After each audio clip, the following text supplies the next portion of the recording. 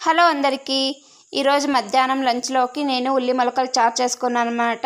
మీరు కూడా ఇలా ఒకసారి ట్రై చేయండి, చాలా టేస్టీగా ఉంటుంది. చపాతీలోకి కానీ, అన్నంలోకి కానీ, ముద్దలోకి కానీ, దేంట్లోకైనా, రాగి సంకట్లోకి కూడా చాలా బాగుంటుంది అనమాట. చేయడానికి కూడా చాలా ఈజీగా ఉంటుంది. మీరు ఇలా ఎప్పుడైనా ట్రై చేసి ఉంటే నాకు కమెంట్ సెక్షన్లో కమెంట్ చేయండి. ఇది చేయడం కూడా చాలా సింపుల్ అనమాట. ఒక మిక్సీ జార్లోకి ఒక 2 టేబుల్ స్పూన్ పచ్చి కొబ్బరి, ఉల్లిపాయలు, వెల్లుల్లిపాయలు అన్నీ వేసుకోవాలన్నమాట. ఫ్రై చేసిన ఆనియన్ కూడా వేసుకొని, ఒక రెమ్మ చింతపండు వేసుకొని బాగా మిక్సీ పట్టుకోవాలి మసాలా అంతా. ఆ తర్వాత ఒక కుక్కర్ పెట్టుకొని దాంట్లోకి ఒక 1/2 టేబుల్ స్పూన్ ఆయిల్ వేసుకొని, ఒక చిన్న ఉల్లిపాయని కట్ చేసి వేసుకోవాలన్నమాట.